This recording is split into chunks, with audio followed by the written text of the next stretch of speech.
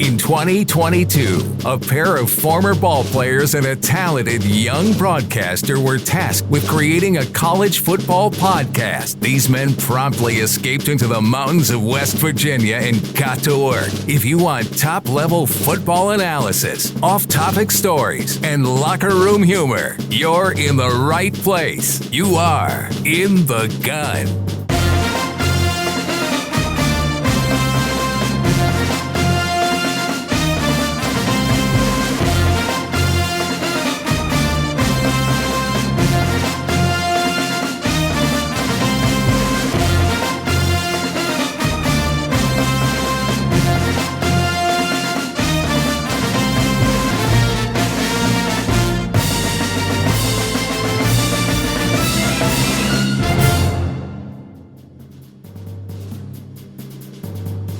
Mountaineer Nation, and welcome to another episode of In the Gun, a WVU football podcast. I'm Wes Uhler with the best teammates in the business, the signal caller, Jed Drenning, and the runaway beer truck himself, Owen Schmitt. Gentlemen, how we doing this week? Better than last week, right, Owen? I don't look like the ghost of Christmas past anymore on my camera, right? You guys are looking good. Yeah. Absolutely. Jed is no longer a one-pixel image. I am now in the end of the pack. See, we're taking this big podcast money and reinvesting it into the product. So I went out and bought me a nice, expensive $30 camera. So they say you got to spend money to make money, right? That's right. What they say. I didn't tell Owen that. Where's the love, Jed? Yeah. See, there you go. There you go. All right. We're getting an early start to this one. He's already knocking me out of bounds. I got you. Okay. Folks, this episode of In the Gun is brought to you in part by our friends at Toothman Ford in Grafton, because we all know cars cost less in Grafton. Yeah, I knew Owen was going to have something to say about that camera, Jed. You brought that one on yourself. I'm just saying. I did. But we're going to get back at him because we're going to put him on the spot right here, Wes. Okay. I'll let you set it up. But, folks, I'm sure many of you out there have watched Hard Knocks on HBO. Well, something went viral this week, and I put it on the @In the Gun podcast Twitter accounts, and I thought, all right, Owen, we got to hear it from you. So, Wes, you want to set this up for us? Yeah, so for those who might not be picking up what Jed is putting down here, Hard Knocks, of course, the HBO behind-the-scenes look at training camp with a different NFL team about every single year. This year, they're with the Detroit Lions. And, of course, as Owen will attest to here in a moment, a part of training camp is all the rookies at some point have to do their initiation.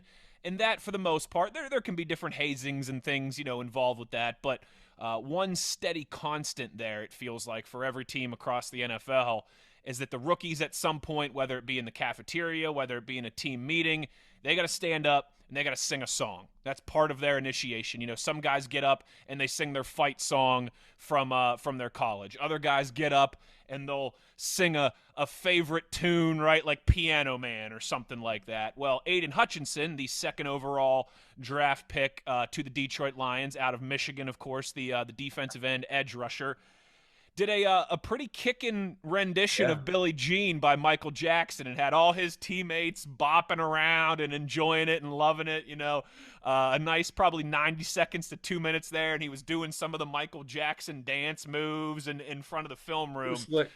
So Jed and I want to know, Owen, appropriately here on the podcast, what was your rookie initiation like? My rookie initiation wasn't too bad. They did get me, though, okay? They did get me. The standard, taking pads back to the locker room after practice, stuff like that. That was kind of like a given, whatever. But Leonard Weaver was in Seattle at the time, okay? And he had gotten the local fire department, okay? Like, they would sell calendars every year, okay? So it was an all-male calendar. Oh. And, they got all the jokes about, hey, carry my hose and all this stuff. And he had all 12 months write me a little insignia like, hey, can't wait till you're toting my hose all over the field this year. And that was my thing. I had to put it up in my locker. It was whatever. It was all good fun. It was funny at the time. Really, I got away pretty easy. Didn't even have that big of a rookie dinner thing to deal with. So I do much respect to Leonard and taking care of me on that. But that would be my deal. And I mean, it was it's a different time. You're all brand new coming into a locker room.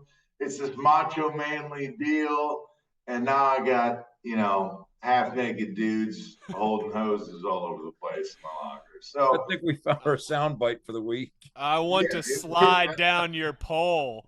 Yeah, let me put out your fire, baby. You know what I mean? And Wes, I need to go back door with my axe and put out your my large hose. This is going to a bad place. Wes, we should remind people that once we get the website up and running, there will, of course, be merchandise available there. And yeah, I fully expect to be pretty well stocked in those calendars that Owen's talking about. So they'll be available for purchase on the In the Gun website. Before we jump into A Block, I thought I'd get that out there, right? Yes, $10 for an Owen Firehouse calendar. 20. You know what? How about 30? How about $35? I mean, it just seems like it might work. I don't know. Maybe $10 is selling. He might selling be Owen Calendar a Girl on one of these upcoming episodes. It's for a good cause. It's for a good cause. That's right. Yeah, it's for beer for the In the Gun boys. That's a noble cause, if you ask me. Yeah, Jed, before we did some larger picture college football headlines, I know you wanted to do some camp notes again. It's August. It's crazy to think, but we're just about 2 weeks away from the opener against those stinking Pitt Panthers. I know we're going to talk specifically about the WVU offense later on here in episode 2, but any specifics from camp in the last week that you wanted to hit on or discuss here? Well, the way they're structuring this, and it's interesting on the part of the staff, with the opener coming on Thursday night, well, what they've done is they've geared their major scrimmages around Thursdays. Traditionally, those things, of course, Owen could tell you, are on Saturdays or Saturday afternoons. But last week's scrimmage was on Thursday. This week's scrimmage is going to be on Thursday. And there's some interesting battles going on. We'll get into some of this, like you said, because we're going to do a very in-depth preview of the offensive side of the ball this week, the defensive side of the ball next week. But every rep's going to matter right now, especially with a new coordinator. We have a transfer quarterback battling with 3 kids that were here in the spring. I think they all bring different things to the table. So every rep does matter, especially in an offense. Precision is what rules the day in this system. I mean, they pride themselves on being pretty simple. And that way it goes back to the old Bruce Lee thing about you don't want to face a guy that has 10,000 kicks and practices each once. The air raid approach is have 1 kick and practice it 10,000 times. So all these reps are going to matter. And that's in large measure what's happening at camp. But we've seen some exciting things coming out of camp. Both the JC kids that entered that receiver room, a lot of promising things there. You're starting to see some of those kids defensively on the back end play the ball really well. Neil's talked so much about how much longer and how much more athletic we are. We're just young and untested, but these are things we'll get into. But yeah, a lot of exciting things happening in camp, and we'll double back to that, especially on the offensive side of the ball here later in the show. I want to know real quick. I don't know if you had anything to add there, Owen. Sorry if I stepped on your toes, but you mentioned those Thursday scrimmages, Jed. Mm-hmm. Are they doing them in the evening to really simulate Thursday night, or is it still in the afternoon? And not quite yet, but Owen, you want to go ahead?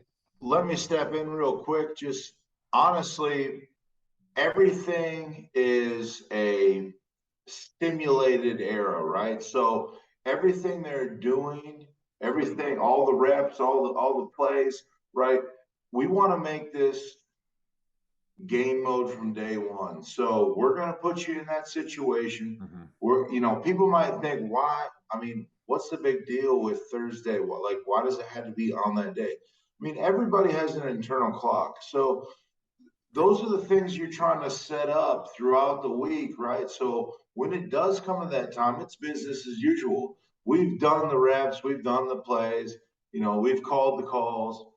We've put the tape on the same time. We've made it that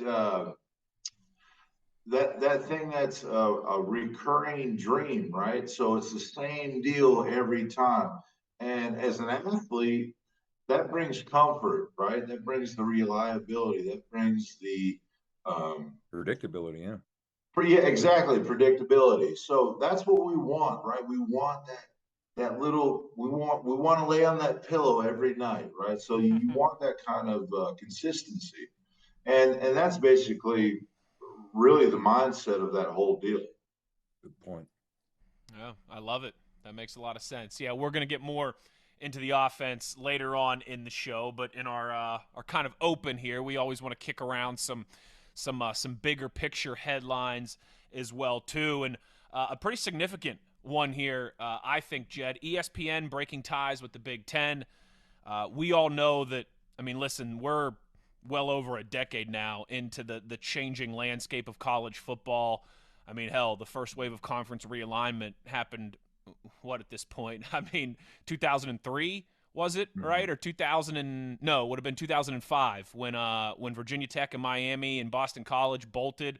That iteration, I mean, it's been a long time since that first iteration, and obviously a lot of realignment and expansion of college football playoff and all these different things. This, though, feels like it's not going to shock people as much on the surface as some of those other things. But I think this has pretty big ripples around college football. I tell you who did a pretty good piece on this, and that's something that we disseminated this week and we discussed, and that's a guy by the name of Ben Koo at awfulannouncing.com. He did a nice job of synthesizing this down to its basic essentials, and it talked about some of the questions that this raises, right? I mean, for the first time since forever, ESPN's not going to, it appears, with the TV deal, be aligned to the Big Ten. Now, what repercussions might that have? I heard Rick Neuheisel bring a good one up on Sirius Radio this week. What incentive is, outside of the huge games, what incentive is, for instance, College Game Day going to have to visit Big Ten venues? Not much of one, but Ben Koo was asking, does this make more realignment more or less likely? Well, the truth is, the musical chairs haven't stopped and are not going to stop, I think, anytime in the near future. We can expect to see a lot more of that. Where does this leave the Pac-12 and the Big 12? It's like they're trying to outshine each other, okay? Both on some level, people have said, look, they're on life support. So which one's going to assert itself and knock the other out and steal some of the members from the other league to sustain itself? So that's going to be an ongoing issue and an ongoing battle in the coming months or even the next couple of years.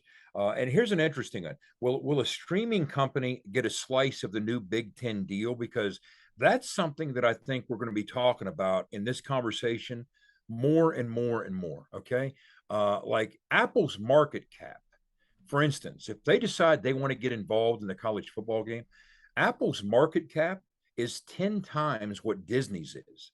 So that shows you the kind of money that could be at play if these digital platforms do decide to get interested. And there's going to be ramifications. There's going to be a ripple effect across college football affecting everybody, including West Virginia. The questions will just continue to come one after the other. Yeah, I think as the technology evolves, I mean, the end game is really, endless. I know that sounds kind of funny, but streaming has completely changed the game. Mm-hmm. And you're talking about the big money dollars. I mean, money talks. So in the world of this evolution, how everybody's changing things up, you're going to see a big paycheck at the end of the day. Amazon Thursday Night NFL package, right, Owen?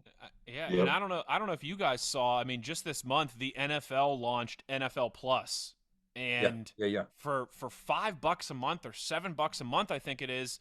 If you're someone who lives out of market, so if you're a Detroit Lions fan and you're living in Florida, for $5 a month or $7 a month, you get access to all your team's games, preseason, regular season, postseason, and you left out the most important part. You know what else you get, Owen?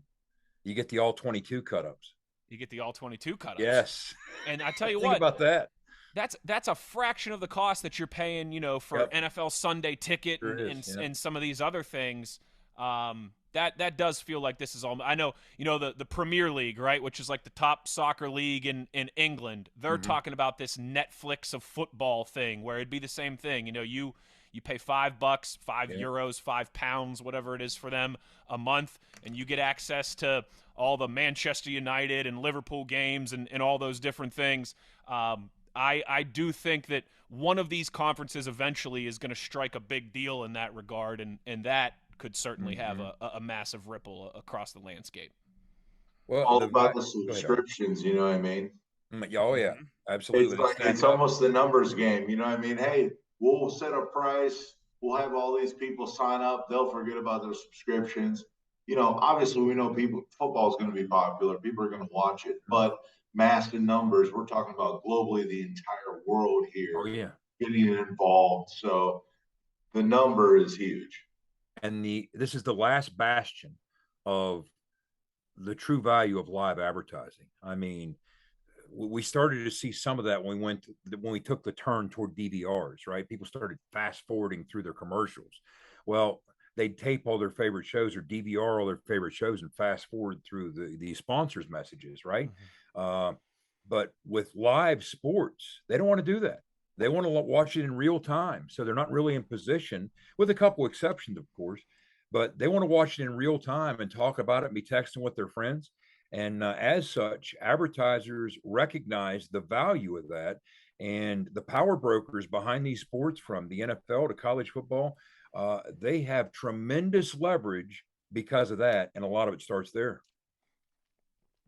Absolutely does. Absolutely does. That'll be something that we'll keep an eye on here, I'm sure, as the months roll through and we get closer and closer to some of these more college football landscape altering things. Jed, I know you also wanted to make sure that we discussed here in the opening segment of the show a tweet that you saw from an Oklahoma State fan account talking about winning seasons by Big 12 teams this century, since the year 2000. Yeah, it was a tweet by an Oklahoma State fan club member, I think is what it was. But he was talking about the winning seasons in the last couple decades, or decades plus, since the 2000 season, just like you talked about it. It's one more arrow in the cap, or feather in the cap, I should say, of West Virginia football. I mean, we're the 15th winningest program of all time. We have tremendous brand equity, but we also rank number 3 in this category. And I thought that was fascinating. Now, the Oklahoma State fan put it up, as you can see on the tweet. That's why there's a Cowboys logo on the bottom of it. But we're right there behind them. So it's Oklahoma, Oklahoma State, West Virginia. Now, over the last couple decades, that makes us one of the more consistent programs, irrespective of the league we've been in, that is a current member of the Big 12. No, without a doubt. And I think that is, that's something that, Jed, you know this as well as anybody, Owen certainly as well too. In this age of recruiting, you got to be able to catch the eye of these young kids with different things, like you just mentioned, Jed, 15th winningest program of all time, right? Mm-hmm. Things like that stand out. And when you can say, hey, look at all these conference members, especially starting next year when Oklahoma's off that list, right? And it's just you and Oklahoma State at the top. I think that's a nice tool to have of, hey, we win consistently here, and that's something that matters. It certainly does. Well, and coming from Big East, and we made a very crucial jump to the Big 12, which was a great move. Oliver Luck put us in that tie. Big at the time economically. I mean, West Virginia was oil and gas oriented. So, I'm sure there was a lot of players in that realm. There's a lot of things going on behind the scenes, but we've only evolved into into a better league. But as far as our play goes as well as too, yes, we've been consistent. We've won. Obviously, we're not the biggest quote unquote marketable team as people want to say, but wins are wins. And, what is it, 19 winning seasons throughout those years. So, I mean, it's a respectable number. We're third in the Big 12. So, I mean, I'm pretty I'm pretty excited about that. I mean, I think that's a great step to have, as far as us trying to recruit and everything else, that's a big number to talk about. So if you want to come here, the consistency will be here. You were part of 3 of them, right? Yeah. Yeah. 3 little guys, you know what I mean? Yeah, something like that. Just 30 some odd wins in 3 years. But anyway. Yeah, no big deal. Right, Wes? Bunch of blue chippers, you know what I mean? Bunch of kids bunch of misfits that weren't supposed to be nothing but not. A little misfit toys. There you go. Yeah, you know what I mean? Right in the middle of Owen explaining that last The thing. Oktoberfest got to you, brother. Too many Oktoberfest lagers. No, what happened actually was, I don't know if you guys heard, but my dog started barking there for just a hot second, so I muted my microphone. And I forgot to hit the unmute button. Yeah. Hey, you know what? Listen, it's for us. It's training camp for us too. All right, we're getting set here. We're getting into regular season mode. What I was saying was, we told the audience on episode 1 we're gonna have certain things on the show that, in the business you call them benchmarks, right? Elements of our show that listeners can expect on every single episode, or pretty regularly at least. Runaway questions is one of those, right, where they get a chance to ask Owen a question. That's something that we'll do regularly on the show. Another one's going to be called Know the Game with the Signal Caller, where Jed's going to go over obscure rules, football terms, different things from the mind of Jed Drenning. And this week, you've got an obscure rule to discuss with us, Jed? Yeah, and there will be times that I'll be recruiting the help of my esteemed colleague, Owen, because sometimes we'll jump into some football terminology, right? But today there is an obscure rule. So let's dive into the rule book. How many of you guys know that there is a rule called a 1-point safety? Okay. Now, here's how this plays out. Okay, first of all, if you start looking at the history of it, there was a rule instituted in 1988. Of course, you remember when defenses could, for the first time, return a 2-point conversion attempt for 2 points the other way, right? Now, I would even go as far as to say I'm pretty sure that I played when I played at Samford for Terry Bowden in 1988. We were the first team in history victimized by that twice in like the first month after it was instituted. But as a result, an interesting twist has come, okay? And it's Rule 8-3-1, and it states that points shall be scored according to the point values in Rule 8-1-1 if the try results in what would be a touchdown, safety, or field goal under rules governing at other times. Now, let's simplify this thing. First of all, in 1988, that's when that rule was introduced, that defenses could score on 2-point conversion attempts. They could return it all the other way for 2 points. But now, if you try and return it, but get tackled in your own end zone as a defense, the offense is in turn rewarded with a 1-point safety. So they get the same point that they would have gotten had they kicked it through and made it, okay, on a PAT. Now, the interesting thing about this is it's only happened 5 times in college football since 1988, and it's only happened twice at the FBS level. The first time was in 2004, Texas A&M. I watched the end of that recently. Brad Nessler was actually on the call for both these games. That's what makes it funny. The other one was between Kansas State and Oregon in the 2013 Fiesta Bowl. So I'm not sure how many of you folks knew that there was a 1-point safety. I did But not. until pretty recently, I didn't. Owen? Yeah, backing on that rule. So if we were going for 2 points and they intercepted it, right? Yes. And then he steps out of the end zone, but then ends up making his way back in, and we would tackle him. Does that mean that's a 2-point? If he steps out of the end zone, I'm not so sure that would play. Here's what would happen, Owen. If I'm saying is he makes the interception in the end zone. Yes. Now he's running down to go score. Yes. Right, but he ends up somehow weaving back into the end zone. Into that end zone, and we tackle him. Is that his own end zone? Yeah. Then that's a safety. So then we would be rewarded those points. 1 point. You'd be rewarded 1 only point. One, because we're only going for one. Well, you're going for 2, but that's Yeah, where it 'cause gets we're going for interesting. It's a 2. 1-point safety. So Okay. they don't want to award the full value of a true safety. Okay. So they kind of said, all right, here's our olive Okay. branch to, Interesting. Okay. the It's a half- offense for it's a making this half play. deal. So Slap. yeah. So if you pick it We're off, half and off.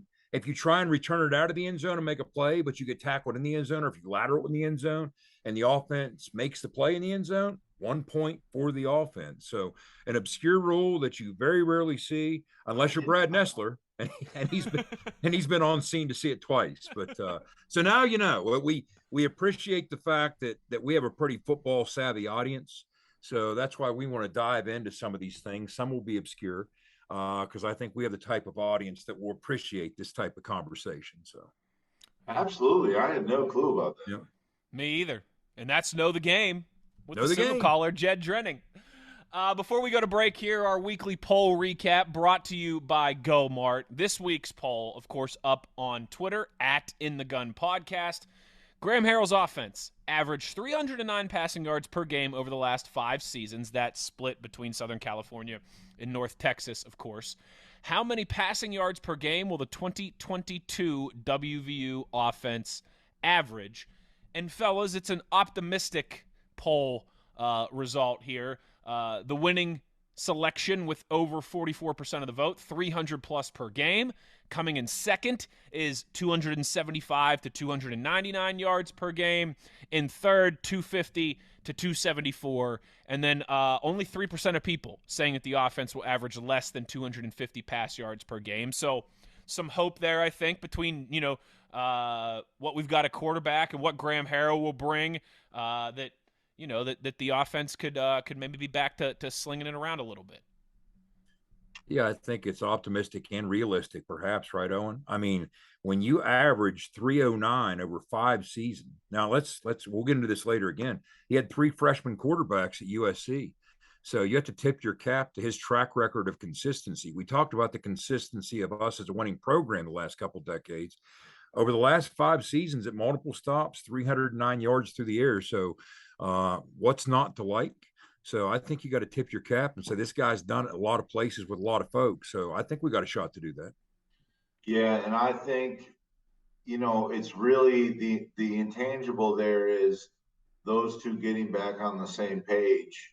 Mm-hmm. And then, JT really linking up with wide receivers. 300 yards is not unimaginable. That is very possible. Especially if we're really being aggressive this year, as we should. I mean, we've struggled in the run game. I hope that's different this year. We got veteran O-line coming back, good running backs coming up as well. But in my thought process on how the year is going to go, I think we could see some numbers like that. I think we could see 375 easy. Honestly. As far as the average on the whole, it'd be great to see 350 a game. Putting 2 on the ground, 150 on the ground. It'd be great to see that. You're talking big numbers there. You're talking a lot of points. And then just being able to finish on the back end. Just thought it'd be a great poll to put up this week in the spirit of us getting really deep here in a couple segments on the West Virginia offense. So again, great fan activity. A ton of votes on that thing. Appreciate that too. So keep up the engagement, folks. We'll do our part. You do yours and spread the word. Absolutely. Absolutely. We're going to take a break here. When we come back on the other side, the AP poll, top 25 for college football released this week. We'll give some thoughts. We'll talk about the college football landscape, some front runners for the playoff, and maybe what the Heisman race will look like here as well, too. Wesley Uhler, Jed Drenning, Owen Schmitt, you are listening to In the Gun, and we'll be back right after these words from Gomart. Game day got you on the go? We get it. Gomart is here to keep you going all season long with stores throughout our home state. We're a proud West Virginia-owned company, and our friendly staff is committed to serving our communities. From fuel to freshly brewed coffee and snacks, a stop at Gomart to cover your game day needs is always a touchdown. Plus, Gomart Rewards members earn points with each purchase to redeem for discounts on gas and free items. So stop by, start saving, and stay on the go with Gomart. Back in the gun here, episode number 2 of your new favorite WVU football podcast. And don't forget, tell an ear to tell an ear. You saw, if you follow us on Twitter, Jed posted a pretty cool, geo map there of all the different states and everything that have downloaded the podcast. Nice reception to episode 1. I know we were all feeling the love and everything, so thank you for that. Let's keep it up. Be a friend, tell a friend, be an ear, tell an ear. And we'll keep pumping out this content for you, certainly as we get closer and closer to the regular season. And once we get this thing rolling here in just a little over 2 weeks.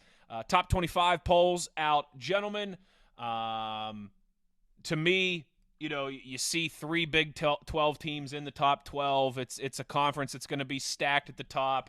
I think it was exciting to see as well, too. Cincinnati, BYU, Houston, all ranked as well, too. Teams that will be joining the Big 12 a year from now. And, of course, you guys know that, the first thing I noticed, being Pittsburgh's foremost Mountaineer, and I like to think outside of Jack Fleming's family, that there's nobody that hates Pitt in this world as much as I do, as someone who grew up 15 miles from the campus and all these mouth-breathing wine and cheese dorks. Pitt, number 17. Nice opportunity for the Mountaineers, for Neil Brown and company to open up the season with a top 20 win on the road. Yeah, I'd start with this. The coaches poll came out first, obviously, last week, followed by the Associated Press poll this week. Not a lot of major differences, but one that was conspicuous to me was Texas at number 18 in the coaches poll, including a number 1 vote, which there's a conspiracy theory out there that says Nick Saban was the number 1 vote, but that's neither here nor there. Texas in the Associated Press poll, not ranked at all. They didn't crack the top 25, but yeah, Pitt lands in the top 20. I'm not so sure that there were points in this offseason. I saw them before the Jordan Addison thing and everything else. They were pushing the top 10 and in some cases in the top 10. And speaking of Pitt, congratulations on, for the first time since Moby Dick was a guppy, selling out your season tickets. Strange coincidence that you did so in a year that you're hosting both West Virginia and Tennessee. And those Jed, real quick, Pat Narduzzi's been the head coach at Pitt for 7 seasons. Yeah. The only time that they've sold out now Acrisure Stadium is against Penn State and WVU. There's 4 teams that can sell it out. We all know this. The Steelers, Pitt, right? Penn State, Notre Dame, not Pitt. and Steelers. Or sorry, WVU, Penn State, Notre Dame, and the Steelers. Thank you. So, a lot of Tennessee and West Virginia fans. It's interesting that those season tickets for Pitt were $180, while some of these tickets for the game itself pushing $500 or more, depending on where you look. So yeah, it's not hard to do the math on that, Owen, right? But what do you think of this top 25, Owen? Looking pretty stout. Here's the thing about the Pitt, and I'm gonna kind of go to that one. This is a great opportunity for us to come in there and set the tone. We knock off a top-ranked team first game of the season. Oh boy. All right. I'm licking my chops here, especially as a player. We haven't played them in, it seems over a decade, you know what I mean? And just the opportunity to go in-house, first game of the season, Thursday night prime time, blow it up, let everybody know, hey, this is what we're about this year. This is a great opportunity for us to show what we're made of. Real quick, Jed, too. Owen, I know you'll like this. I'm not the biggest Pat Narduzzi fan. If you follow me on Twitter, that's well documented. Guys, I don't know if I told you this story. Here's Mark Whipple. Go ahead. But this is or Matt Canada.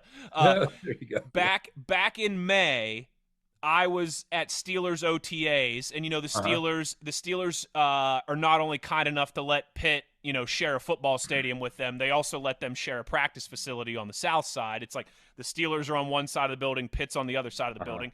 I work for the Steelers, right? I'm doing my show during OTAs 3 days a week live at practice, and one day I'm there and I'm wearing this is a honest to God Scouts Honor Bill Stewart story. that just happened a couple months ago. I'm wearing a WVU hat there at Steelers practice, doing my show on the Steelers radio network. Nothing to do with the university that's located in the Oakland district of Pittsburgh. Pat Narduzzi was showing some Pitt recruits around, obviously, because, that's like their biggest draw is, hey, look, we get to practice with the Steelers. Come on, check it out. You can see Cam Hayward and TJ Watt work every single day. Come on.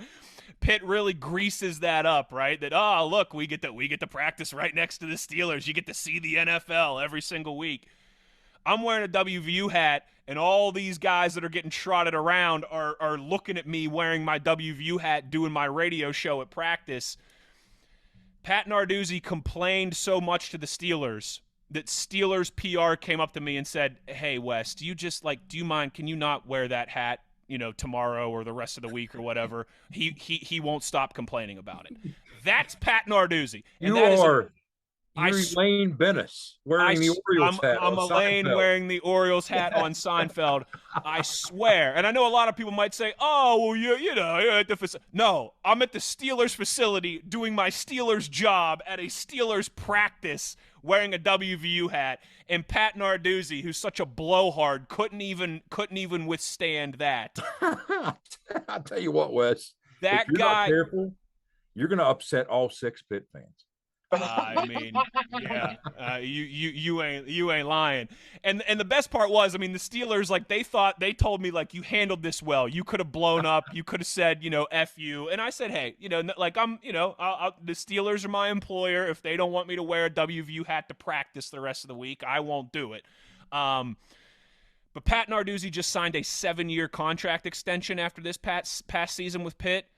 Not only winning the first backyard brawl in 11 years, not only doing it up in Pittsburgh on national TV and all those things that Owen just mentioned, the first game of that 7-year contract extension is a loss at home to WVU. Ooh, there might be some instant buyer's regret on that contract extension, and that would be a nice little added bonus as well, too. To christen Acrisure Stadium. Christen it, baby. To christen it. What a salty dog. What a salty dog. Salty dog, right? And there. I have a co-host, Arthur Moats, who played in the NFL for 9 years. I have all kinds of witnesses. I swear I've got a 10-month-old daughter. I swear on her life that's a true story. Pat Narduzzi pissed his pants because I was wearing a WVU hat at Steelers practice and he was showing recruits around. We're going to have plenty of opportunities. Between now and September 1st, trust me, we'll be getting more than a couple spoonfuls of Pitt comments out there. So, our top 25 has been hijacked by the Panthers. I apologize. I totally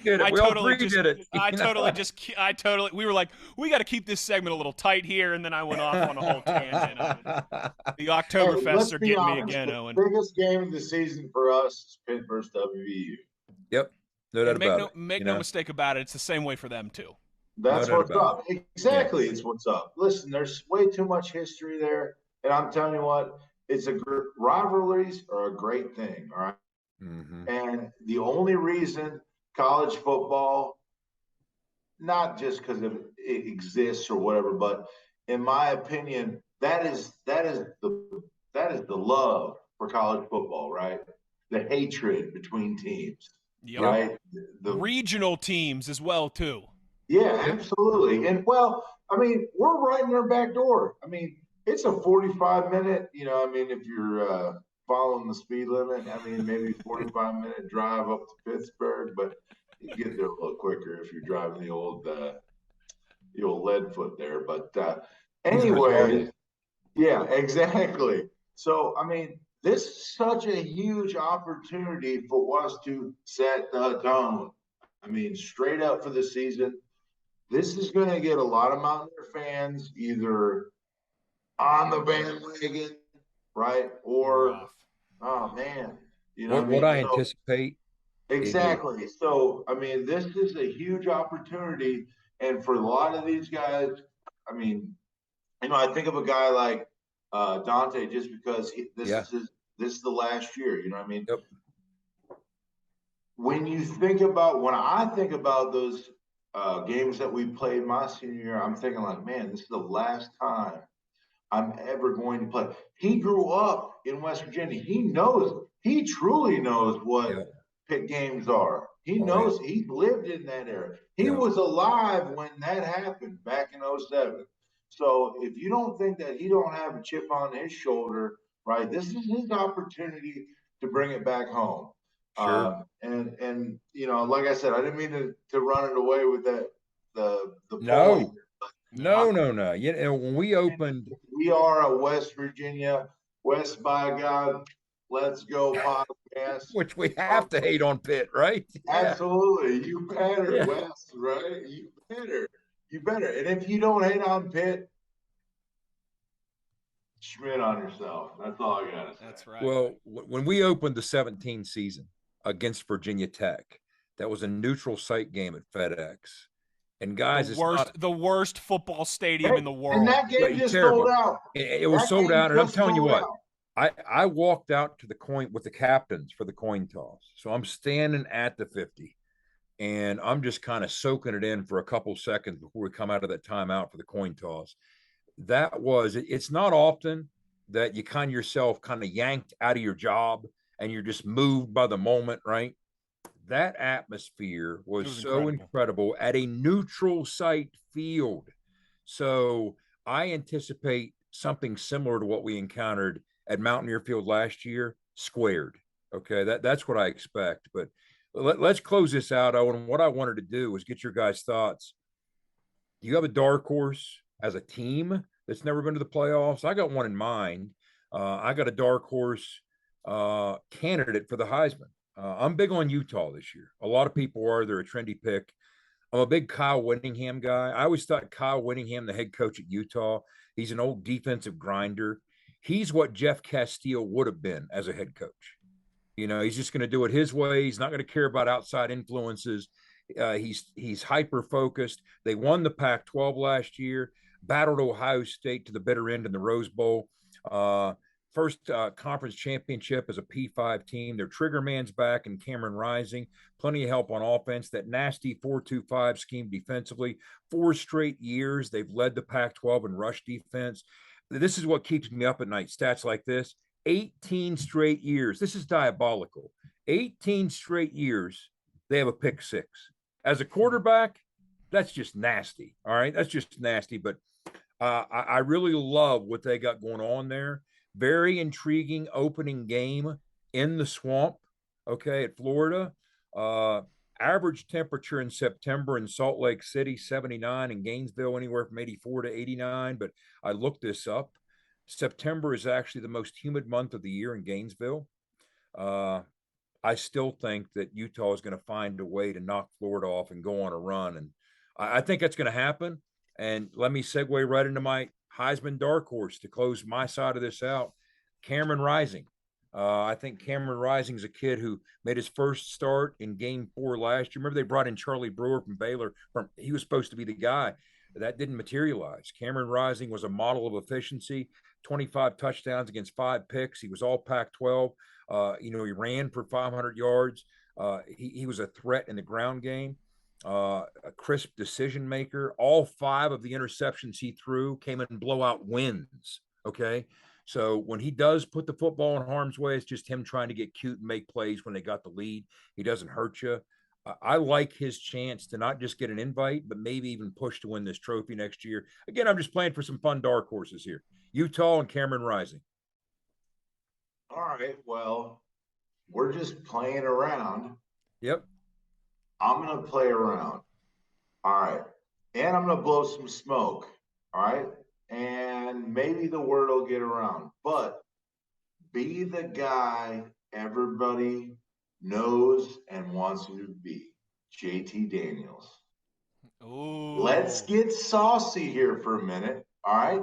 Let's get saucy. I know he's a West Virginia guy. I'm not trying to be like that. I'm just saying, hey, this guy from Yay High has been known as the man. Okay. You're back with your OC, right? We've got some firepower on the outside. Just be you. Play the game. Be that guy. Be in depth. Study the film. Rep the reps. Make the completions. Ball out. Have fun. Live life. Do it. He has an opportunity to get crazy, get weird. I'm just saying, we talking about dark horses. That's my pick. I love it. I love it. All right. All right. Jed, I know normally you're the numbers guy here, right? But since the introduction of the BCS, so what, about 20 years now or so, every national champion has started the regular season ranked 7th or higher. So if we're going off of history, your college football champion is going to be a team that's in the top 7 right now: Alabama, Ohio State, Georgia, Clemson, Notre Dame, Texas A&M, and Utah.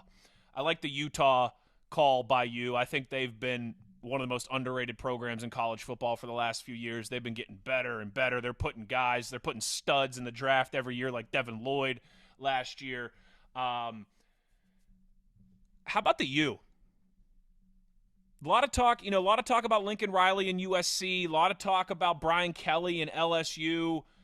Miami, I think they're loaded with talent. They got a lot of transfers in. They got a couple from our program, certainly, that we were all, pissed off about.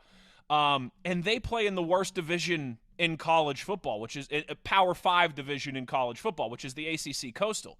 They're much like Pitt, their schedule's a joke. I think they have one, maybe 2 ranked teams on their schedule to start the season. That's it. Now, obviously, Clemson looms large in a potential ACC championship game. We all know Clemson has certainly been one of the best college football programs over the last 5 to 10 years. But my dark horse team to keep an eye on might be Miami. I know I might be a year too early on that, but I just think their schedule lines up so nicely that they could easily have double-digit wins. And then for the Heisman, real quick. Now, this is a dark horse. But how about Will Anderson from Alabama? How about dark that horse is, yeah. How about a defensive player, something that we haven't had since the 90s, I don't think. Charles Woodson. Charles Woodson. Will Anderson, Alabama, won the Bronco Nagurski Award last year at 19 years old as the best defender in college football. 19 years old last year when he won that thing. Alabama's going to win games. Alabama's going to be in the national spotlight. Everyone's going to be talking about Will Anderson Jr. Maybe some of these C.J. Strouds and these quarterbacks and everything, maybe they don't have the year that some people expect. If I'm going dark horse, if I want to throw a few bucks on a long shot, give me Will Anderson out of Alabama. And Alabama's mad.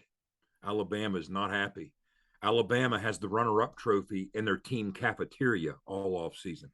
How many coaches can get away with that, right? So I'll throw you back to toss us to break here, Wes. But one more cherry on top of your Miami, selection there. Tyler Van Dyke might be the first bona fide trigger man they have behind center since Ken Dorsey.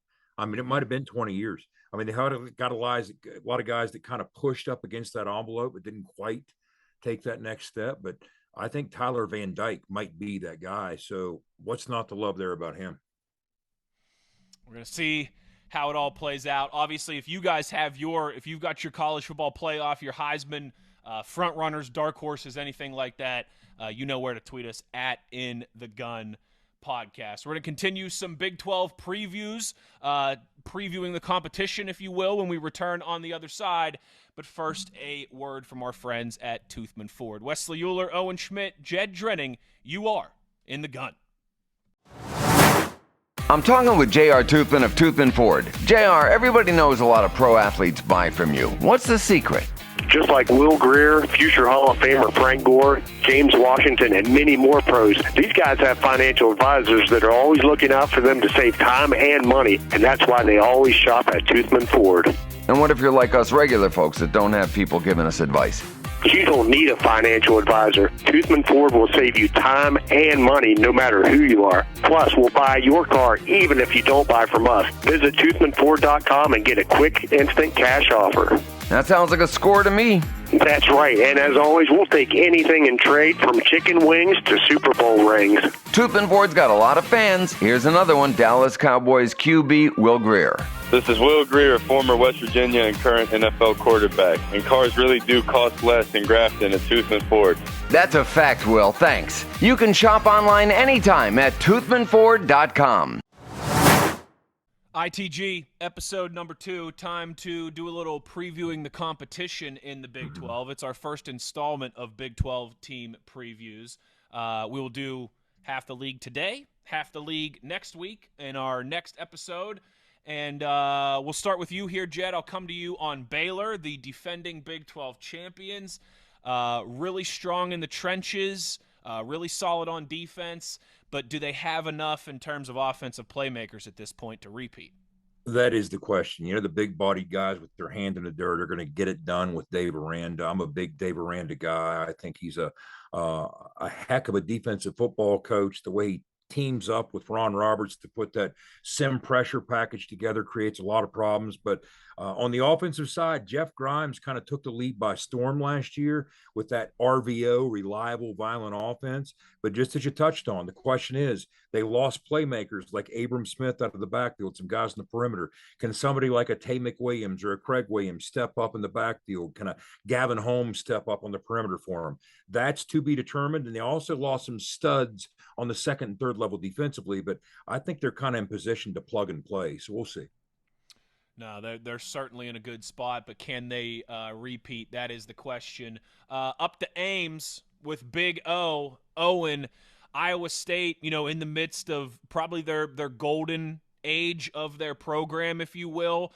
But a lot of the big names that have carried that for them over the last few seasons, Brock Purdy, Breece Hall, they are gone. Does Matt Campbell have enough to keep that thing moving, or do they potentially maybe take a bit of a step back this season? The culture's there, right? They've instilled the culture. The teamwork is there. The drive, the determination, it's all there. But we'll have to see. Play is going to be tough this year, and we'll see how the games play out. No doubt. And they lost. I tell you what, Brock Purdy and Breece Hall, I mean, that's no Pat White and Owen Schmitt, but that's certainly a lot to replace. Two key players, obviously, commanders of the field, great players as far as Hall in the run game. Purdy, I mean, anytime you lose a commander like that in a QB position, it's a rough go, right? There's always that kind of, trust that's regained from the next guy. And losing the two studs at tight end hurts them a ton. So we'll see what happens. Hopefully they replace them, but only the season will tell.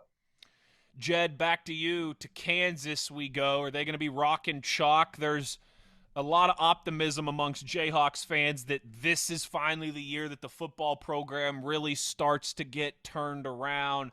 They've got a veteran group there. They've got some they're lacking maybe some elite level playmakers, I should say.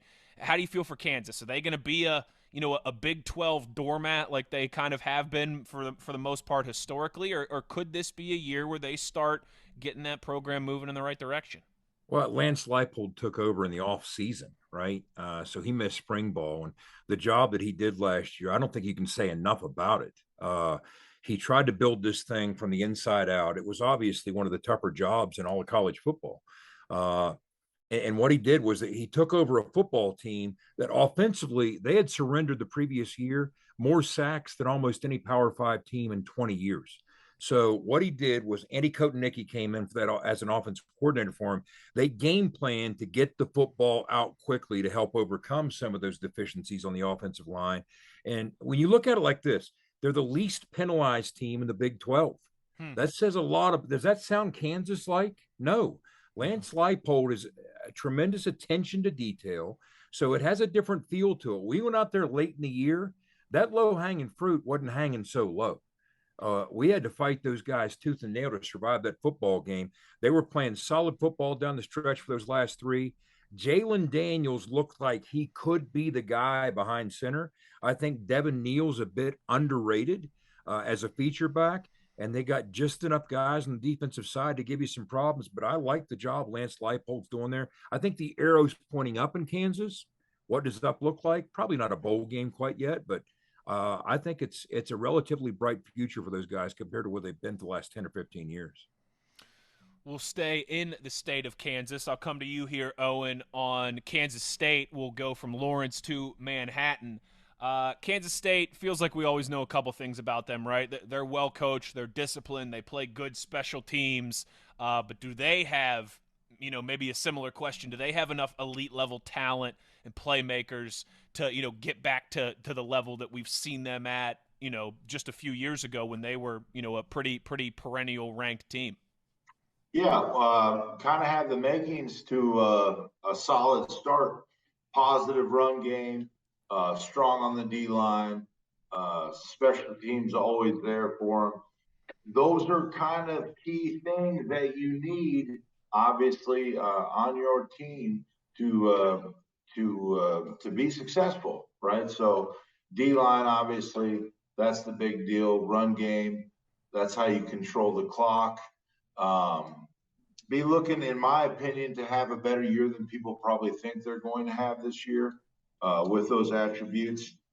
They do have the concern there with the quarterback having some previous struggles, obviously, as a Husker with the turnovers. But we'll see what goes on. Honestly, if you can control the clock and your D-line can stop the run, those are two big possession deals there that are what winning teams have. Mm-hmm. And last but certainly not least for this first half of our Big 12 preview here, Jed, Oklahoma, the team that, by and large, since WVU joined the conference a decade ago, they've been the bullies. They've been the team, on the top of the mountain for the most part. Took a step back last year, I guess you could say, right? But if 9-3 is taking a step back, I mean, that says a lot about you as a program. Lincoln Riley, ton of success there. Is Venables the right guy to keep that train rolling in Norman? I think Venables could be the right guy. He's provided energy and an uplift when they needed it most. They were kind of snubbed with the way that whole thing played out with Lincoln Riley, leaving them for another blue blood. And of course, there was a lot of attrition that followed there. They lost both starting quarterbacks, a ton of talent at receiver, a couple really talented offensive linemen. The list goes on, but they've had some incoming talent as well. I think from a talent perspective, that's not going to be the issue. It's always there. It's going to continue to be there. They probably still have the most complete roster in the Big 12. So the talent is there. The question is, what kind of chemistry are they going to have with the new staff, with the incoming talent, guys that have never played together to that extent? But I think one of the big questions in Oklahoma is going to be this. When you look at offensive coordinator Jeff Lebby and what he's going to try and do, you got an incoming quarterback who is a tremendous, talented playmaker in Dylan Gabriel. What the things he did at UCF and did with Jeff Lebby at UCF were incredible. But Gabriel's not a big kid. Okay, he's a little bit of a lean kid behind center. So the question will be, how many shots can he take? Because Jeff Lebby's offense does open the quarterback up to taking some of those remember me shots, right, Owen? You saw that with Matt Corral last year at Ole Miss. Absolutely you did. Yeah, Absolutely you did. So not just at Ole Miss, but again, when he was at UCF, that's kind of what his system does. Is that something that Dylan Gabriel can survive? Or, a handful of games into the season, knock on wood, are we going to be talking about, hey, who's the number 2 for Oklahoma? So that's the big question mark there. The talent's there to return things to normal and, of course, push and challenge for another title. But there are some questions to be answered. But Brent Venables has those guys excited, and there were some very unnecessary camp distractions that, you also wonder about that. That's horrible timing for some of those stories to be coming out of camp when they did. But that's not what you need to be focused on midway through August, right?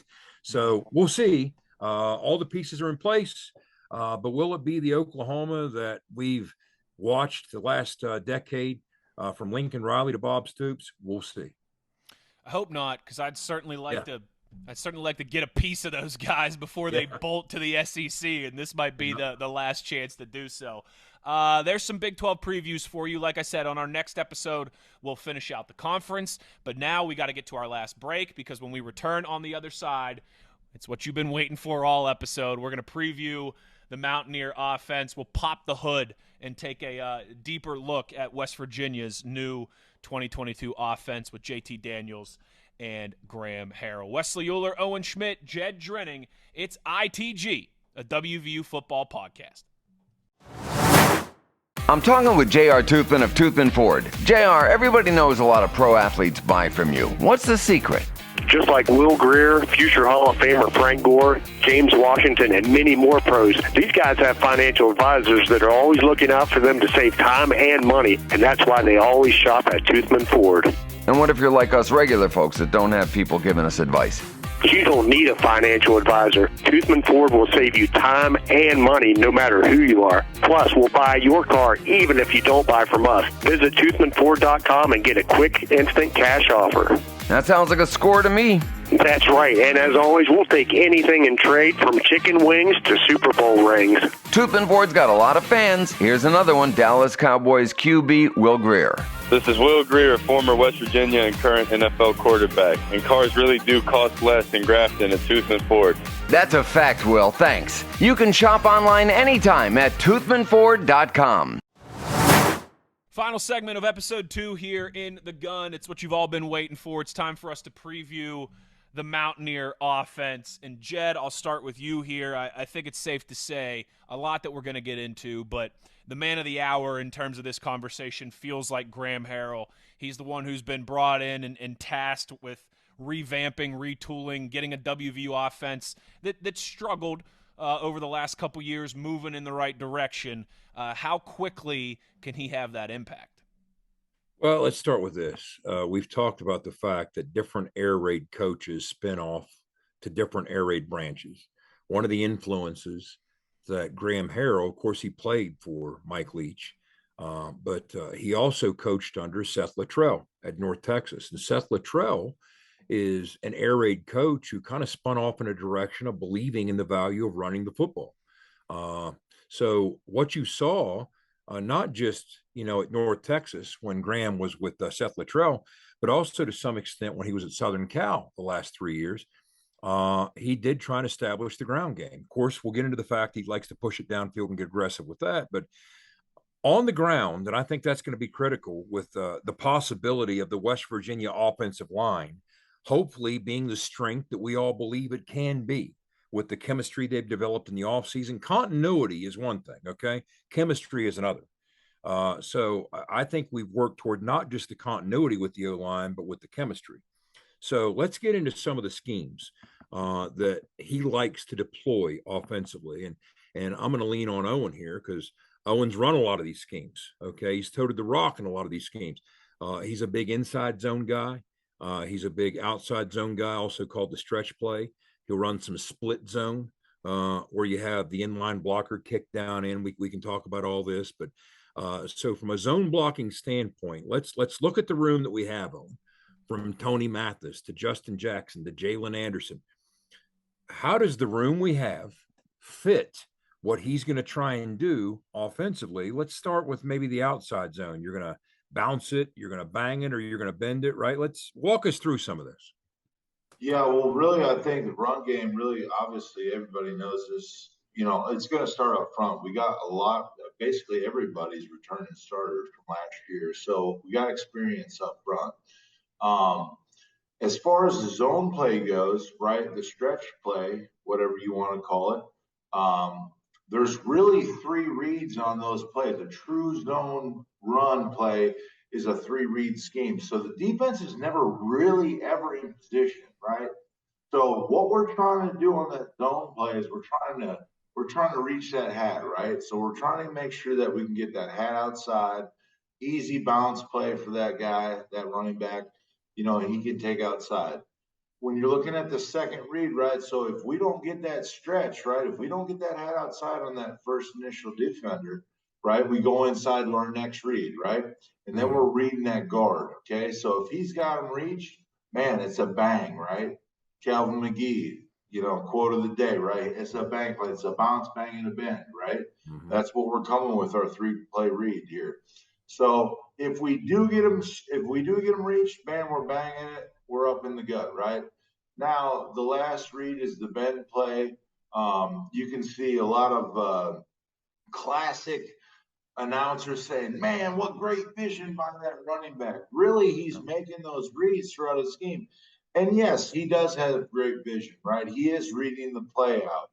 But it's not something where it's just happening on the fly and he just happened to react to it. Mm-hmm. Most of the times they're reading through those zone stretch plays, right? And they're being able to make them reads. And yes, the final, the badass cutback, right? So that bend play, right? We don't get him reached. He's got his hand inside. We end up coming back. And usually there's so much flow over top, right? There's a nice seam up the middle there for that running back to make that play. If we can really dive into the zone and make that a consistent thing, that's the thing about the zone play. You gotta run it. You gotta run it over and over and over and over and over again. You gotta hammer it, right? That's how it works. If we can do that, plus stretch the ball down the field when we do get movement up front, and hopefully those big uglies up front can do that for us, the run game can be a huge impact for us. Obviously, everybody knows you control the line of scrimmage, you control the game. There's no doubt about that. And, you know, first of all, awesome breakdown. I know you'd give us some insight from a guy who's done it that the rest of us can't really provide. I mean, it's been said that stretch play in particular, I mean, again, I keep going back to what Jeff Grimes did at Baylor. That was the signature play that he used to overhaul that offense. Everything else, the nakeds, the inside zone, it all came off of that. It's been called a horizontal displacement play. And the reason it's called the stretch, think about it. What's happening is the blockers are trying to stretch the defense to the sideline, and they're either going to, as Owen said, contain the end man and be able to bounce it outside and break contain, which Tony Mathis has the speed to do that. He has the explosiveness to do that. Justin Jackson has the explosiveness to do that. Or let's say that the defense over pursues. You're displacing those defenders. That's why they call it horizontal displacement. So you're going to have opportunities to bang it back up in there. That's where the bang part comes from, right? And again, Tony Mathis certainly has the physicality to do that. The part that has to come through reps, and this is what Owen's talking about, when you bend it back, you don't just show up as a freshman who's never toted the rock in a zone scheme and just read that. That's worthy of the time capsule, right? That takes reps. That vision comes through reps, right, Owen? That doesn't happen overnight.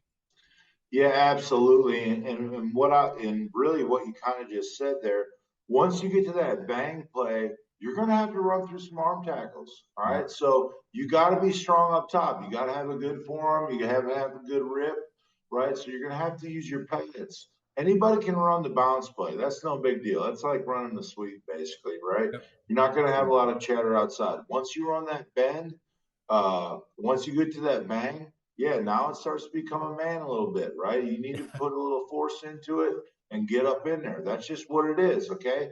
And once you run that bend, there's going to be chatter through there. Get your feet up, right? Understand those drills that the coaches are teaching you on the bags.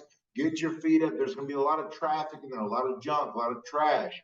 So that's all them drills that are us getting through those bags, getting our feet up, right, and getting through there. And then you're going to have to work on those, like I said, those dip and rip drills. And the bend truly, it comes from reps. Just like you were saying, it's over time.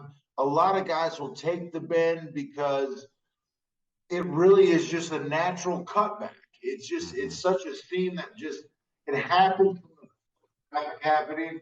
And once a running back is really good at that stuff, man, it's a thing of beauty, man. And those are the big plays. You can see Steve back in the film back in the day would make some beautiful cutbacks. And, it looks like just a thing of beauty, honestly, on film, especially from the end zone copy. I enjoy watching the game from the end zone view just to see those big uglies open up the holes and see that kind of flow of traffic happening. But it really is a rep deal, and that is most of the zone scheme. But you have to rep it. You have to keep showing that. The thing of the zone is you have to call it. You have to call it. You have to call it. Again, I go back to Tony Mathis. I think he has a skill set that fits what we're going to try and do, he can bang it. He can bend it. He can bounce it. He can run the inside zone. He'll capitalize on the split zone. So will Jackson. So will Jalen Anderson. They'll get better through reps. But like Owen's talking about, you have to have the willingness to stick to it.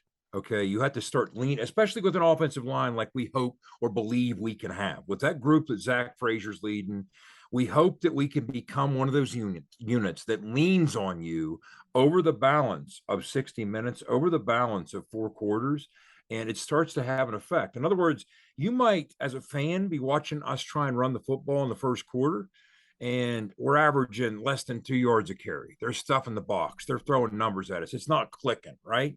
Well, then at halftime, we're averaging 2.5 yards a carry, but we're still sticking to it. We're still trying to do it. We're over the course of time. But when you reach the third quarter, maybe it climbs to 3.5, 4 yards a carry. That defense is getting worn down. What happens when you get tired? Technique starts to erode. They don't defend as well. They don't tackle as well. You start breaking more tackles. Like Owen's talking about, you're running through those arm tackles. And the next thing you know, because you stuck to it, in the fourth quarter, you're averaging 5.5, 6 yards, and you're dictating the terms. So that's why you have to have the willingness to stick to it, right, Owen? Yeah, and you really I look at guys like, the Denver Broncos, Terrell Davis, Clinton Portis, when they were so hardcore zone. It's a play that you're chipping away, right? You're chipping away, and then all of a sudden, bang, you blow a big one. And that's the thing with the zone is the defense can never be right. They're never right. It's all on using great technique, getting hands inside, driving, hat position, and having a great guy in the backfield who's had the reps to be able to make the plays, because it's going to happen eventually. But like I said, the zone play, it's a love-hate, right? You got to love to hate it. You got to hate to love it. You have to run it consistently to it to be effective. It's just what it is. When I was playing in West Virginia, that was our run play. Inside zone, outside zone. But particularly, it was right here, right? It was right here. That was the signal for us, right? That was outside zone, and you had to run that. Well, the F ain't running the outside zone. If I'm running the outside zone, I'm leading, right? But just in the same aspect, fullback's making the same reads. Yep. Right. So he has to be just as good, because if not better, because you have to make the read really before the running back gets there. So he had a little more time to take those reads, the play flow out and all that good jazz. But you have to. It's a method of the madness, a madness of the methods, right? Yep. You just have to run it over and over and over and get those reps in, and eventually it's going to pop. And we have the potential to do that if we will stick with that scheme. But you have to run it. It's just that's how it works.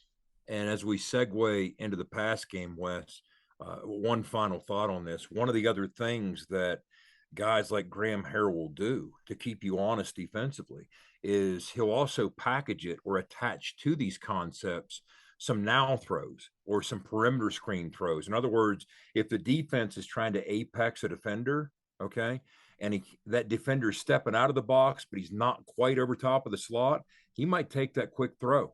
So that's one more way you can create stress on the defense and keep them honest, by letting the quarterback play a little game of pitch and catch to keep those defenders out of the box. But he's talking about Denver and the success that they have with Clinton Portis. You heard Owen talk about that. That's Alex Gibbs, Wes. That's the Yoda of the stretch play. Coach Gibbs, the legend. The legend. Yeah. I got to work with him when I was in Seattle. My mind was blown. There you go. Coach Trickett, Coach Gibbs, I got to work with so many legends. It was so freaking awesome, man. That's tremendous. It's storybook career for me, honestly, with the legacy of the coaching staffs that I got to work with. But I love the zone scheme. When I was introduced to it at West Virginia, I fell in love. I was a wishbone guy, wing T guy in high school. Wishbone my first year of of college there.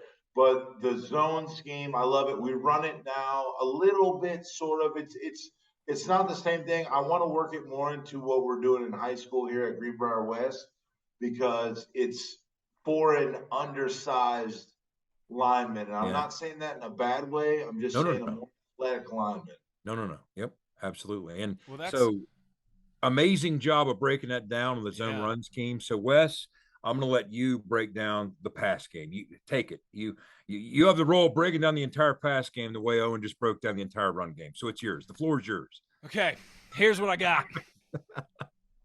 You got to make some plays out there, boys. I mean, it's just that simple. I tell you what, we're gonna. I'm sorry, man. I'm passionate about the zone run. We're gonna air it out. We're gonna let it fly. Or we're gonna hit them with play action. We're gonna hit them downfield. We're gonna hit them where it hurts. All right, dude. I say this right now, Owen. That was great. That's one of the best descriptions of the zone run scheme I've freaking ever heard. I mean, that was. I'm having fun with Wes here, but no, I could have listened to you talk for another hour on that. That was again. I knew you'd bring that kind of insight as a guy who's been in those shoes. And what's crazy too is you talk about the inside between the zone run game and the pass game. It's all one big deal. Oh yeah, it's the same action, right? So we're trying to give multiple looks. Yep. Same play, right? We want to keep it simple, stupid. We don't want our players to think. We want them to react, right? We want it to be quick. A reaction's quicker than a thought process. So that's what we want to get our athletes to do. They're already great athletes, right? Their reaction times and all that good stuff. Holy Schmitt, good Lord, look out. Holy Schmitt, that's the best part. Incoming. Sign right here. My grandmother passed away, right? Oh, she made me the sign. That's awesome. Every bowl game. Okay, that is. That's probably her telling me it's time to quit. All right, probably done. But there you go. On the pass game, if we can get that run game dialed in with the zone, there are so many options off of it, and that's what ends up happening with the zone. You have the same look. You got the RPO, right? You got the quick little bubbles, right? Yep. Sometimes they annoy the hell out of me when Richard won them, but that's just what it is, right? That's part of the deal. Then you start getting into the downfield stuff. If Graham can get his inner, zone deal going, if we can get that up front, that movement up front, it's an explosive offense that can do a lot of damage to any defense. It doesn't matter how they line up or who they have on the field. The air raid, we like to consider it a very simple scheme. Less principles, so already simpler, and we don't believe in perfect plays because we think we have to execute what we do against any defense that's out there. And that's one of the main principles of what we do is execute and get a ton of reps what we do. And so the air raid has become a philosophy of, hey, define who you are, get a ton of reps at them, and then go execute against anything there is. In order to do that, you've got to practice different. And as we get into the pass game, stop and think about this, Wes. When you're trying to defend that, let's say you're those big war daddies on the D line that come at 3 bills plus, right? You know what they don't like doing early and often? Moving. Chasing something sideline to sideline, and that's going to wear them down. I mean, you're going to gain purchase pretty quickly. That impacts the pass rush. Just like Owen said, this is all interconnected. So now let's jump into the pass game. Okay, Wes? It's the pass game from the air raid offense, the air raid concepts that they like to deploy. Again, there's different wrinkles, but there's staples, okay? Graham comes from ground zero of all this, right? I mean, the numbers that he posted and the guy that he posted those numbers under there's a reason that he's one of the more dynamic college football players in the last 20 years, right? That's not by accident. But it's all based on it's different from the spread in the sense that the spread that Owen and I both know and love is based in large measure on numbers and leverage. Okay. The air raid's not. It's based on space and grass. So you're attacking grass. And what you're trying to do is through repetition, master a very short list of packages and concepts. Know the answers within those concepts and packages against any look you will face. And then you throw to space. You literally, like when you talk quick game, okay? The quick game in the air raid is quite literally all about reading grass and attacking space. So if you're watching an air raid football team, watch West Virginia. Look at how a team is lining up defensively. If we're running the quick game, I can almost tell you where the football is going to go, because when the quarterback and the receivers on the same page, they're attacking that void. They're attacking that empty space. Now, when you introduce some of the downfield concepts, that's a little bit of a different animal. There's a lot of read on the run, and it's reacting to what the defense does to then in turn on deeper levels attack that space. But what he's done, what Graham has done, is you also see some influences, like he'll have backside drives or square ends on some of these things, like the sail routes that are big, Owen, these crease routes from one slot. In other words, one slot running a deep crease, a deep out. The backside, you'll bring a dig across, and then you'll have underneath packaging with it. That's an NFL concept. So again, the time that he spent that's in a NFL, Marty Brainwig. That's another genius I got to play under. Yeah, there you want to go. talk about pass concepts? You watch a couple teams that he's coached or coordinated with. When I was in Philly with him, mine was blown. Like, the guy knows how to attack downhill. I mean, he would get a hard-on for 20-yard plays. Like, this is all we're about. We're about scoring on every play. Yeah. He just understood the space on the field and knew how to stretch. And we did have a lot of playmakers at that time. I mean, Michael Vick, Sean Jackson, Jeremy Macklin, Jason Vaughn. I mean, we had truly studs. Brent Selleck was our tight end. I mean, we had tons of people. He knew how – he just understood the space, understood how defenses would react, played like you're saying, played the open field, played the grass. And much like the zone concept, it has its own set of rules. But, I mean, if we can get into that, we have the players to make that happen, right? We have the players, James and Ford. I mean, those guys can eat grass up, right? They can make the plays.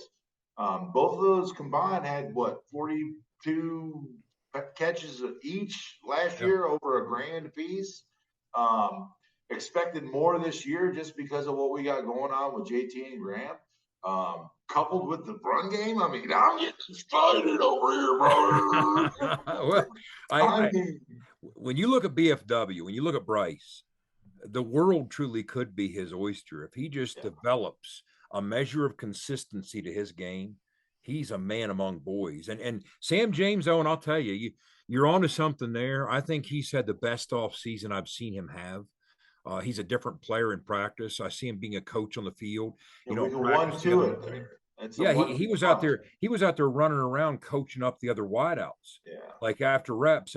But I tell you, a guy that this could be the breakthrough. Of course, this could turn into a very trendy pick as well.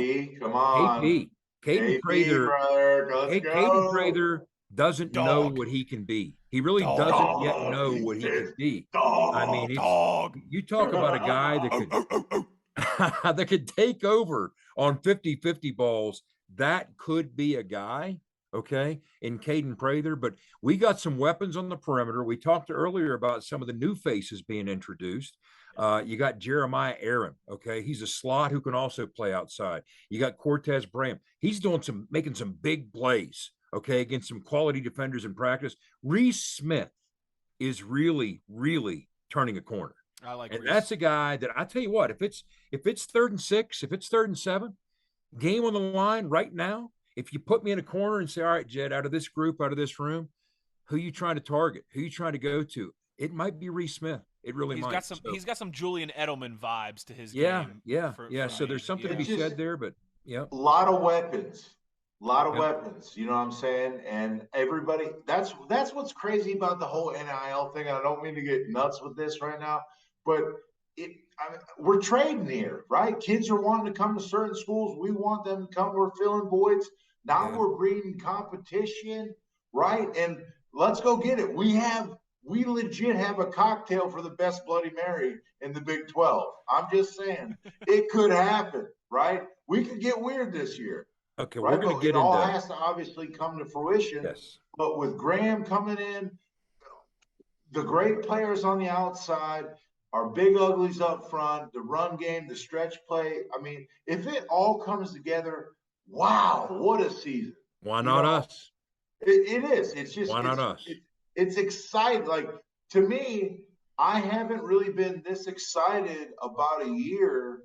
And not just because we're doing the podcast and stuff like that, but we've finally gotten some like real intangibles happening.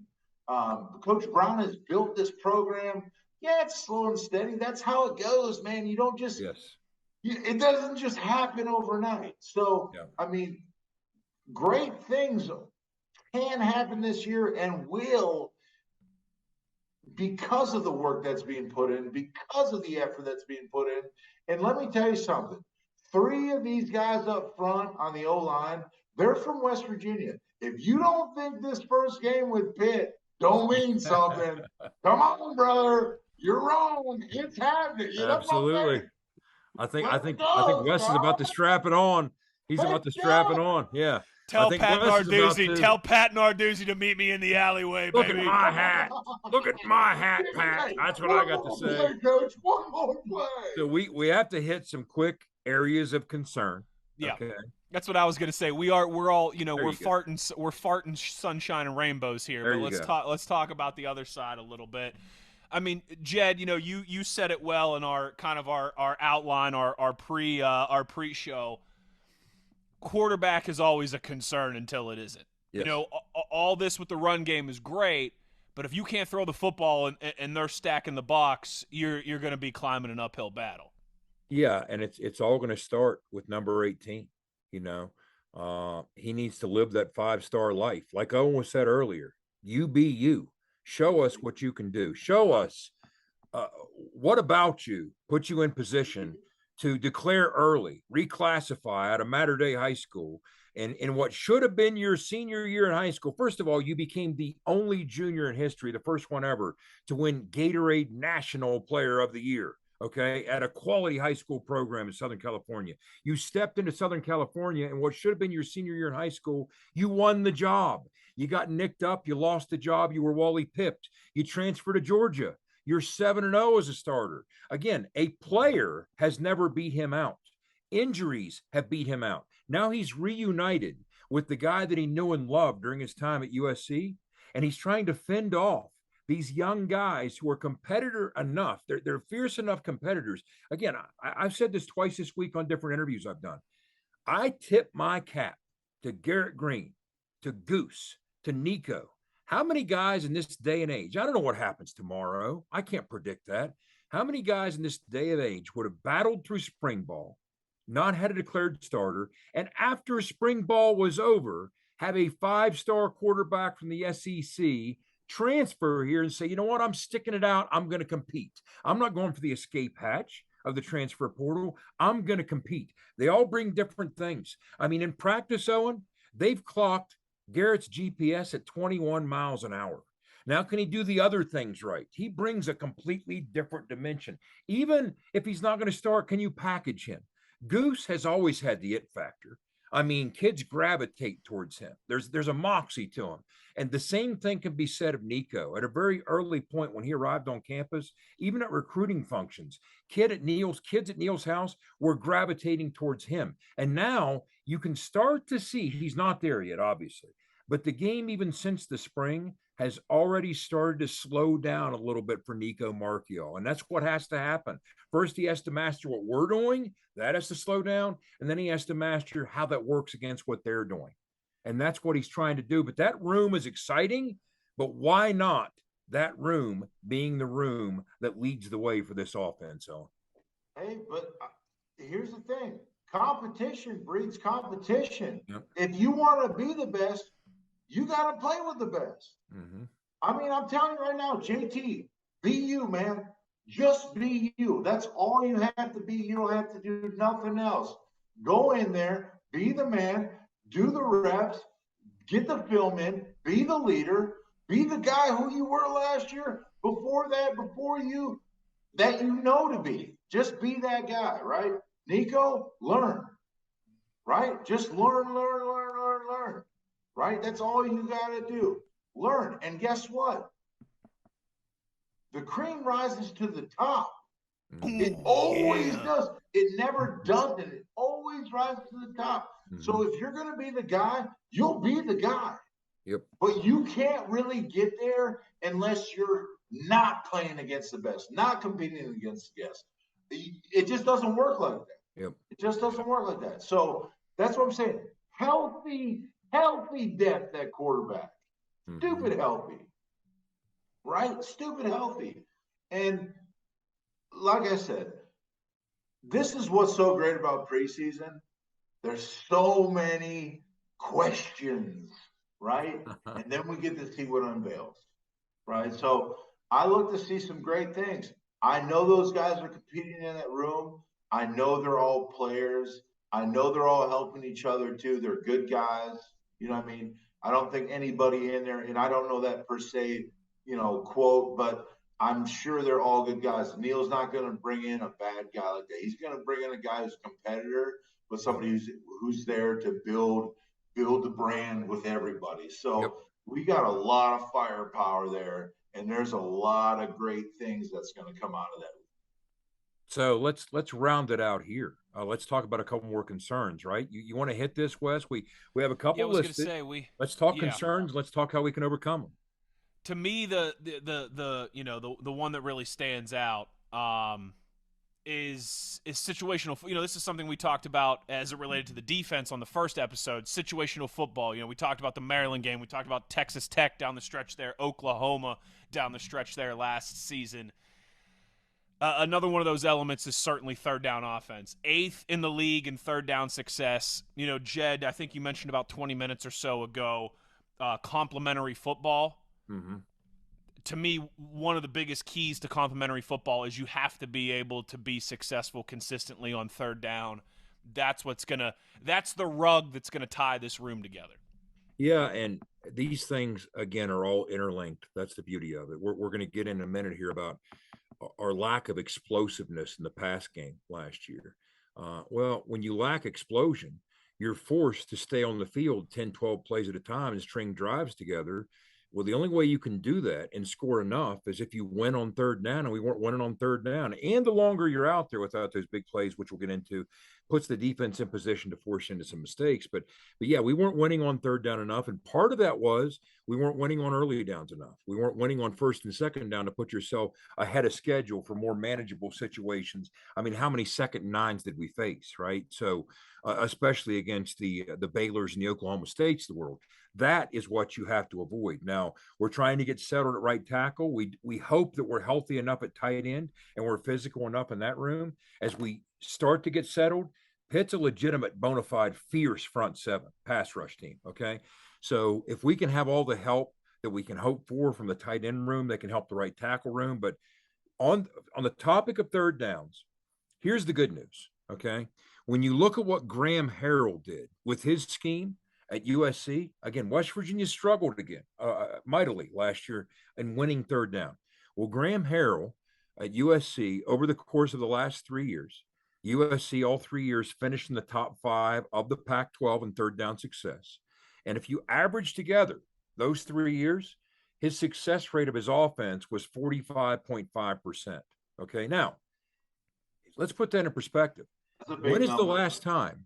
Yeah, 45.5%. Yeah, that's a coin toss. That's exactly right. When's the last time? That was over 3 years his average. Okay, when's the last time that over the course of one season, West Virginia averaged 45.5% success or better on third down? Okay, I gotta guess. Go back. 2020, no. 2016, 10-win season, no. We didn't do it in 17-18 with Will Greer. It was when the Big O was still in the backfield. Thank you. 2007 is the last time West Virginia had a number greater on third down success than what Graham Harrell averaged at Southern Cal. In 2007, in your senior year, I'm sure you know this, right? 48% success on third down, number 8 in the country. There's not an accident that we were one of the most explosive offenses in the history of the school. That is what he's bringing with this scheme. He wins on early downs, puts himself in more manageable situations on third down. That will change this offense almost overnight if you can enjoy that type of success. what does that mean, really? Keeping plays alive, keeping the drives alive. That's what that equates to, right? You talk about last year, 50%, basically, let's just round it up. 50% of our third downs, if we would have extended those drives, now you're talking about, you can't even really look at it from that because it's a completely different season. So big number, right? Something that completely intangible into what we're bringing into this year. And if we can continue those numbers, with obviously when Graham gets his thing on, right? If he continues those numbers, look to have like serious implications in the offensive scheme, because 50% is unheard of, right? 45.5%. Yeah. Right. But that's something where we struggled tremendously the last couple of years. And to be able to extend those drives gives you those extra set of downs. Now, maybe even sometimes 3 points. Now you're talking 6 points. So big implications in the offense. And Wes, another shortcoming you want to hit on it. We'll round out with number 4 on our areas of concern. Yeah, you got to have some more splash plays. You do. You have to have impact plays down the field in the pass game. Now, this is something that what's funny about it is Neil enjoyed a lot of success with this at Troy. He did. So part of it was personnel based. It's not for lack of effort. But over the course of the last couple of years, it hasn't been there as much. Now, again, some of the deficiencies in the run game do infiltrate that number in the pass game. So when you're more predictable, it puts you in some tough situations. But if you're looking for hope, again, here are some numbers to maybe provide some of that hope. Let's start with this. The issue last year, we were 7th in the Big 12 over the last 3 years. If you combine West Virginia over the last 3 years, 30-plus yard plays in the pass game, we are 7th out of 10 teams in the Big 12 the last 3 years overall, okay? What Graham Harrell is bringing is a system that at USC over those same 3 years led the Pac-12 in 30-plus yard pass plays, those splash plays. So we were 7th in the Big 12. They led the Pac-12 in the same 3-year time frame. Now, you might be thinking, well, that's because these 4- and 5-star super studs they got out at USC making plays on the perimeter for you, all right? Well, let's keep going back.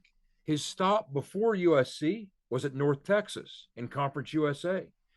His last 2 years at North Texas, when he had Mason Fine at quarterback, in 2017, 2018, North Texas had the most 30-plus yard pass plays in Conference USA. And they weren't beating you with Jimmys and Joes every week. So, again, 5 years, I see a trend. I see consistency. I see a track record of success in pushing the football downfield and finding a way with a wide array of personnel to get it done. And that's what he's bringing to Morgantown. Gotta stretch it. Especially in this conference. Gotta stretch it. And guess what? Like we just said, it starts with the run game. Got to do it up front. Got to stretch the run. Got to get the yards. Got to control the line of scrimmage, and then we can blow it deep, right? And we're gonna take shots regardless whether the run game's good or not. That's just his style, regardless. But if we get the big uglies up front, like I've said time and time again today, we get those guys working up front. We get the RBs making it happen. It opens up a tremendous amount of field. And once you get both on the same page, it's child's play on the field. It's really almost nothing can go wrong. That's the type of feeling you get on the field when both deals are working in tandem. This was fun. I love it. This was fun, guys. I think we got to wrap this up, though. I mean, we're at over 90 minutes, and we're at a feature film length right now with this episode. Yeah, we're approaching Ben Hur status. So. Yeah, the 10 Commandments. Yeah. Hey, this is gonna be longer. This is gonna be longer than The Godfather.